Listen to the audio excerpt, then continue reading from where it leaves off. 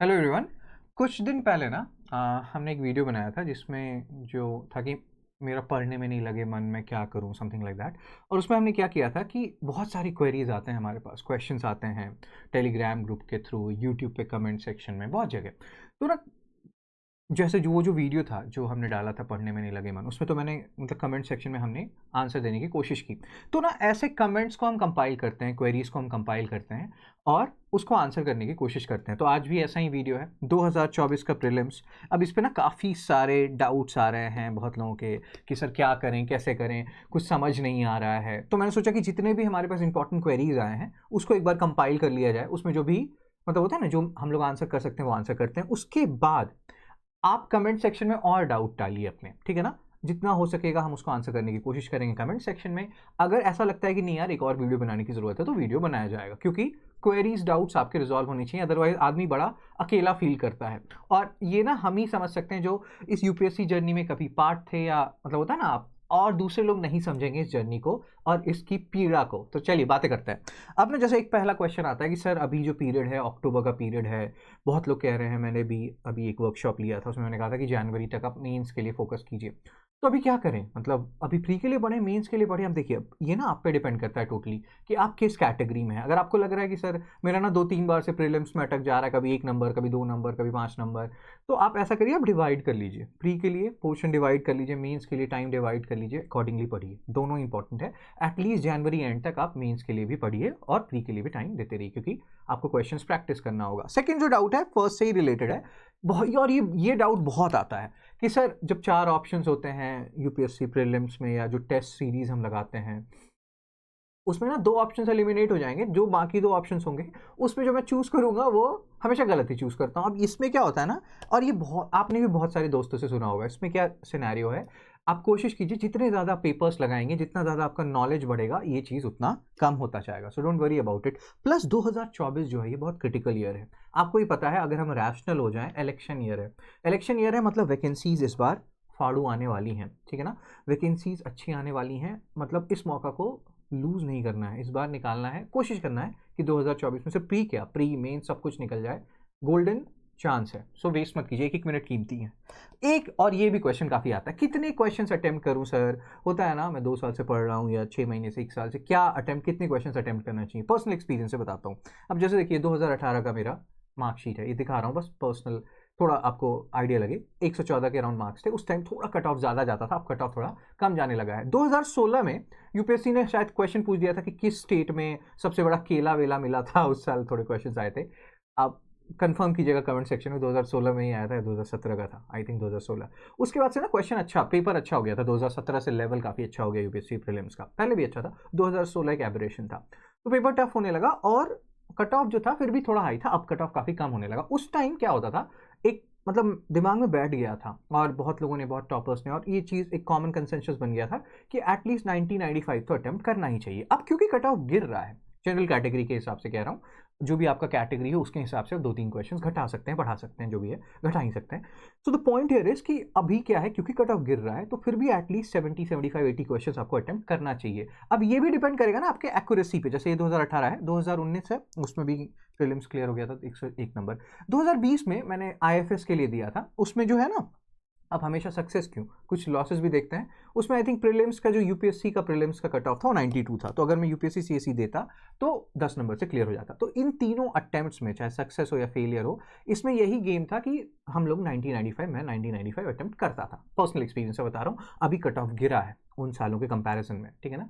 Paper tough आ रहा है तो आप उसको अकॉर्डिंगली घटा सकते हैं, 70-75-80 तो करना ही, आइडियली करना चाहिए। अगेन ये डिपेंड करेगा आपके टेस्ट पेपर्स, कितने आप पेपर्स लगाते हैं प्रीलिम्स के, फिर आपको ना अपना स्वीट स्पॉट मिलेगा। हम एक डिस्कस करते हैं वर्ड स्वीट स्पॉट, कि वो 75 है या 80 है, देखिए किस पे हाईएस्ट मार्क्स आता है।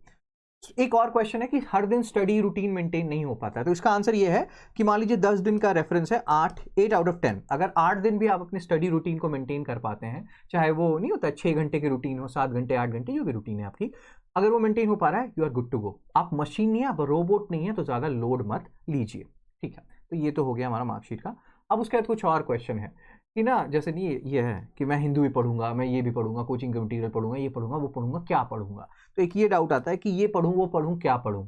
अपने ना सोर्स को ट्रस्ट कीजिए, ये ट्रस्ट इशू ना बहुत बड़ा इशू है, and that is but obvious, क्योंकि आपका एक एक ईयर, एक एक मिनट आप इसमें टाइम लगा रहे हैं तो होता है वो। लेकिन ना अगर किसी पे भी ट्रस्ट कर दें, मान लीजिए आप हमारे किसी कोर्स को ज्वाइन करते हैं, किसी और इंस्टीट्यूट के कोई भी कोर्स को ज्वाइन करते हैं, आपको ट्रस्ट करना होगा। एक बार ज्वाइन कर लिया तो ट्रस्ट कीजिए उस सोर्स को, ठीक है ना।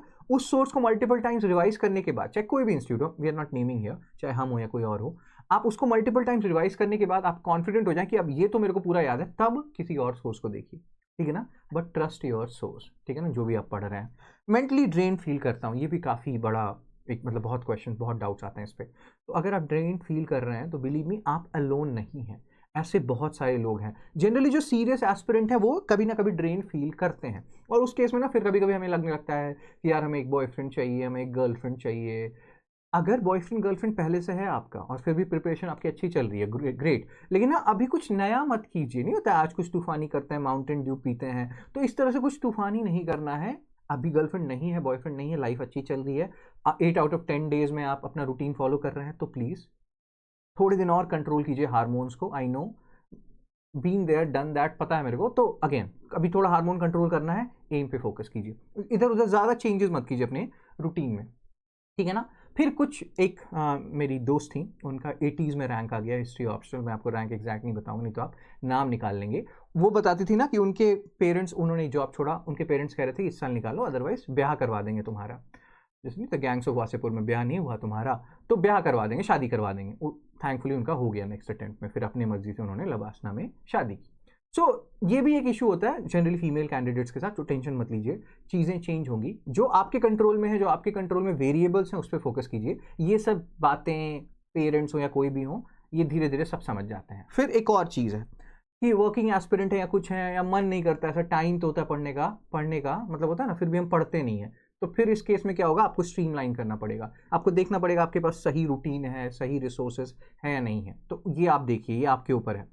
एक और जो सबसे बड़ी गलती करते हैं लोग, शुरू में करते हैं एक्चुअली में, धीरे धीरे फिर ना हम्बल बना देती है यूपीएससी प्रिपरेशन आपको, कि आप पढ़ेंगे 5 मिनट और 60 मिनट बताएंगे ओ माय गॉड आज तो मैंने इतना पढ़ा। एक पढ़ लिया कोई न्यूज़, हंगर इंडेक्स में इंडिया का रैंक 111 है आउट ऑफ 125, सुना रहे हैं लोगों को एक लाइन का जो न्यूज़ है। ऐसा मत कीजिए, ठीक है ना। कम बताइए, जैसे अभी धोनी कह रहा था ना कि ज़्यादा नज़र मत लगाइए वर्ल्ड कप पे कि इंडिया जीतेगा नहीं जीतेगा, बोलिए ही मत, कि ये सब बातें ही मत कीजिए। रैंक एक बार आ जाएगा, दुनिया देखेगी, अभी क्यों किसी को कुछ बताना, ये करूँगा वो करूँगा, ये सब मत किया कीजिए, ठीक है। 221 दिन बचे हैं, जो आपको बताया उसको फॉलो कीजिए, ठीक है। इसके बाद भी अगर आपको लग रहा है ना नहीं सर मेरे पास ना सोर्स का कमी है, मेरे रूटीन मेंटेन नहीं हो पा रहा है, तो ये मनमीत मैम ने भी कल वीडियो बनाया था, आप हमारा जो प्रीलिम्स का क्रैश है उसको ज्वाइन कर सकते हैं।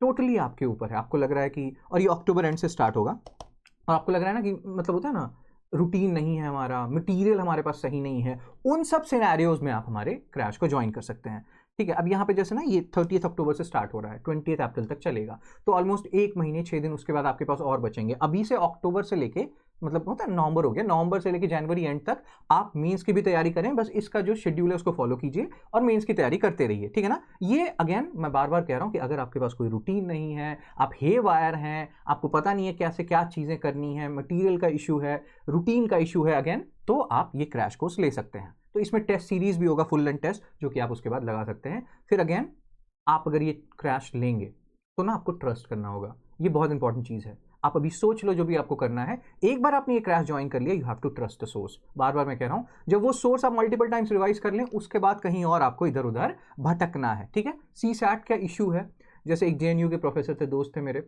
उनका ना बार बार CSAT में इशू हो जाता था। अभी तो नायब तहसीलदार हैं वो, एसोसिएट प्रोफेसर थे, नहीं होता एडहॉक बेसिस पे जो होते हैं, नायब तहसीलदार है। तो अगर आपका भी कोई CSAT का इशू है तो आप CSAT का कॉम्बो ले सकते हैं। और भी कोई इशू है इसके बारे में बात करनी है तो हमारा जो नंबर आपको दिख रहा है नीचे, इस पर आप कॉल कर सकते हैं। The point is not the crash course और एवरीथिंग, ये तो ठीक है, आपको अगर ऐसा लगेगा इशू तो आप करेंगे ज्वाइन। द पॉइंट इज कि इससे पहले जितने भी हमने डाउट्स देखे थे ना, उस डाउट्स को मतलब होपफुली वो रिजॉल्व हुआ। इसके अलावा भी कोई अगर आपके डाउट्स हैं कमेंट सेक्शन में डालिए, ठीक है।